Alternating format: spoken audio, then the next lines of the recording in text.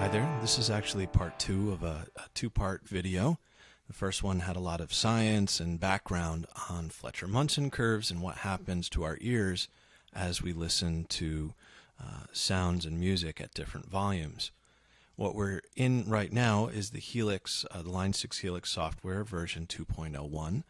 So if you're watching this a year from now, we're probably on 3 or 4 by that point. But the principles that you're about to see here really fit for any modeler, any situation, even real amps. You can use a graphic EQ to actually approximate the same things we're about to do here.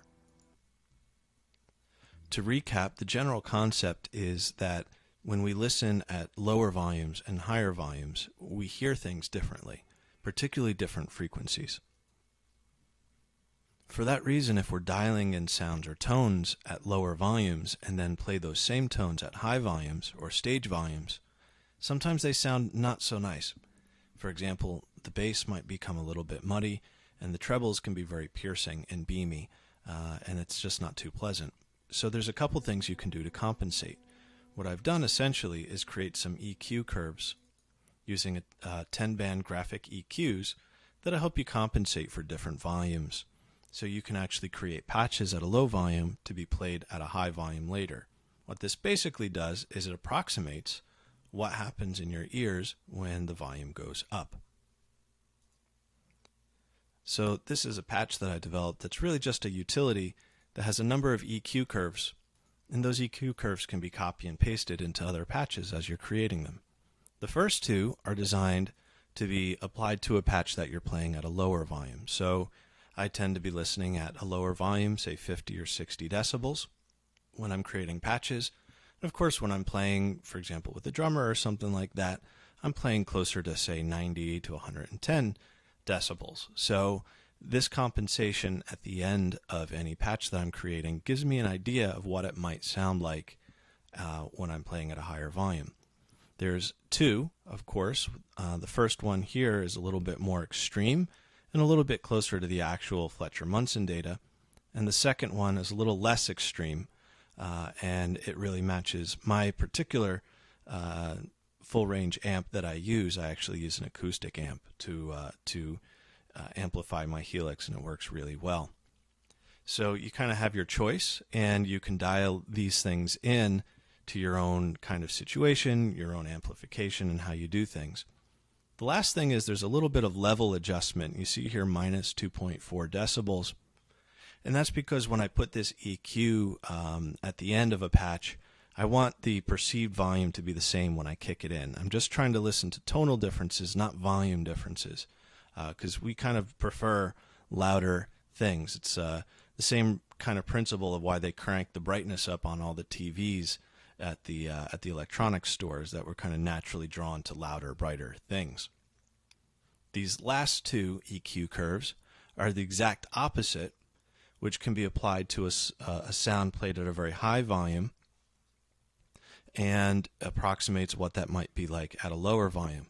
So, for example, if you're recording at a very high volume, but you know that you're going to be putting a video up on YouTube or being played through basic headphones and stuff at lower volumes, you can actually get a feel for what that sound will be like at lower volumes. So that's what these two curves here are at the right. So let's take a listen to a patch here. Let's go to one of these patches. It's called Fletch Test 2. And you can see that at the very end here, the very, very end, after my EQ that has a little bit of high and low cut dialed in, I applied this Fletcher-Munson curve. And you can even assign it to a foot switch and name it Fletcher-Munson if you really care to do so. Now, it's off right now. I built this patch at low volume to sound good at low volume. The patch is a basic Marshall patch based on a 2204, kind of like a mid-drive kind of thing, and a grindy sound. And take a listen here. I'm using a PRS with 2 humbuckers, not the bridge pickup. And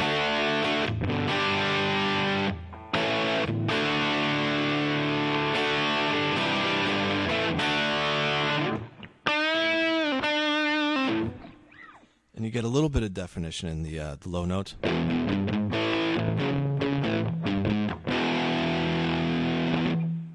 what happens when I apply that EQ curve? This is kind of what the patch might sound like at higher volumes. So here it is off.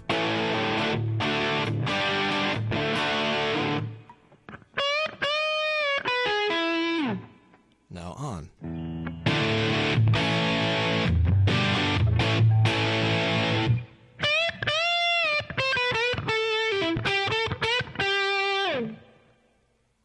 Now, I'm not 100% sure how this translates with my capture software and YouTube, but a couple of things happened. The bass got really muddy, and you got a lot of kind of piercing highs.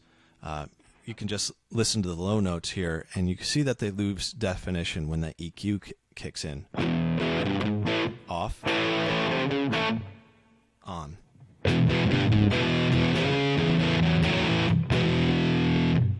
On. I'm sorry, off. On. So if I'm competing against a bassist, there's really not a lot of note definition, and it's kind of muddy at the bottom. And again, these high notes are a little bit piercing with it on right now.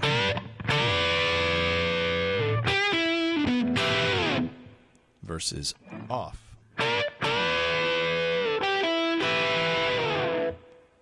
So what do you do? Well, what I have here in Fletch Test 1, different patch here, the EQ is on. What I did is I went back to all the different blocks and dialed in a little bit more high cut, changed a little bit of an EQ, changed the amp dials, rolling off the bass a little bit, punching up the mid, rolling down the treble and the presence. And even in some of my stomp boxes that I put here, I changed the treble controls and the drive controls. And I even put a little bit more high cut on the reverb. So this is a patch that I designed to sound better with this EQ block on. You can take a listen to it here. And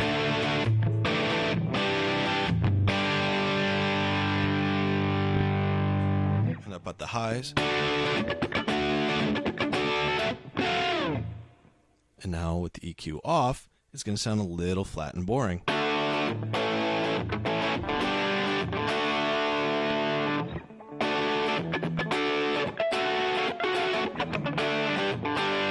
Particularly those highs have no life. With the EQ on, you can hear it much, much better.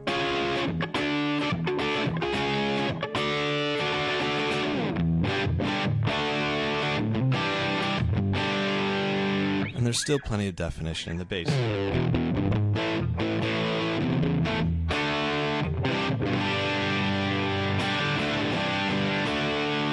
And with it off, it's just a little anemic.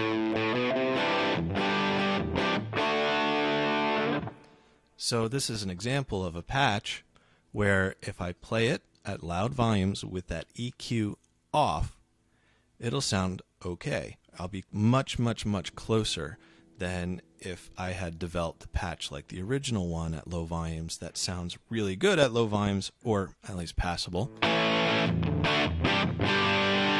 but might be a little boomy and piercing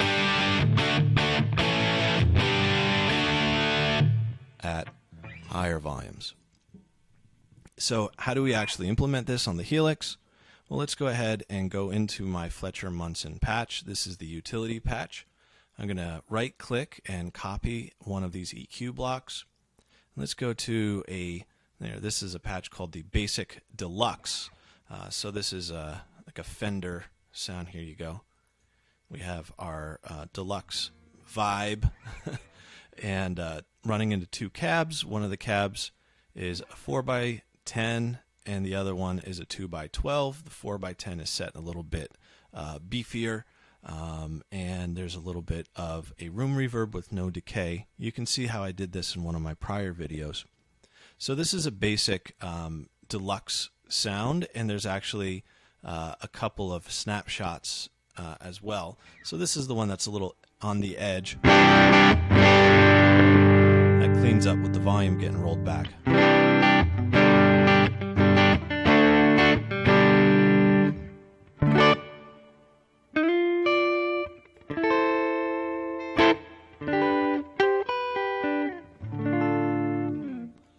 Now what I'll do is right click in the path that's going to my output, I'm going to put that EQ block in there and turn it off, and then with it off, it's going to sound like the original patch I built. And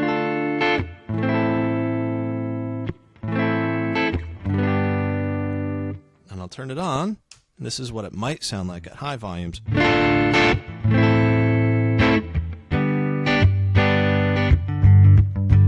Hear that bass booming?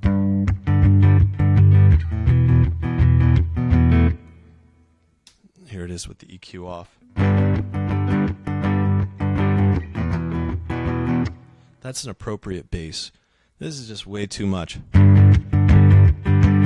So I might be a little bit boomy if I go into a higher volume. Let's take a listen to the trebles.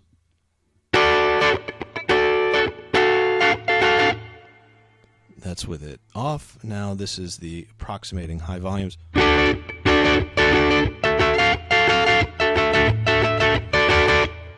Not so bad, but I'm playing on my neck pickup. If I go to the treble pickup, a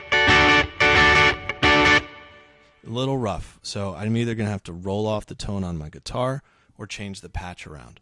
So what I can do is kind of like screw around inside the patch with this EQ block on. From a performance standpoint, there's like a lot of things that you can do. What I actually like to do is make high volume and low volume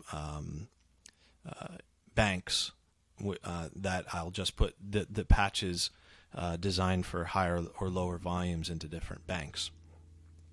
Now, you could just apply a global EQ, and there's some good and bad things about doing that. Which I don't have to get into in great detail, but this is the kind of curve that you would apply at a low volume to approximate what a high volume might look like in terms of a global EQ. For me, I like my global EQ to deal with my amplification and keep all of the, the ways that I listen to the Helix kind of under control. And so, I kind of need to keep my global EQ available rather than using it for this purpose.